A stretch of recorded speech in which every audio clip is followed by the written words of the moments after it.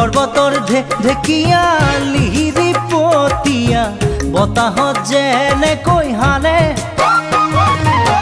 ঢোলৰে চাপৰ তোৰে লাহি কঁকাল দুচেও তিনি চেওকৈ ভাগে তোৰ দৰে নাচনি দেখি শ্ৰীকৃষ্ণই বাঁহী বজাইছিলে চাগে মোৰ মইনা ঐ বাঁহী বজাইছিলে চাগে পৰ্বতৰ ঢেকীয়া লিহিৰি পতীয়া বতাহত যেনেকৈ হালে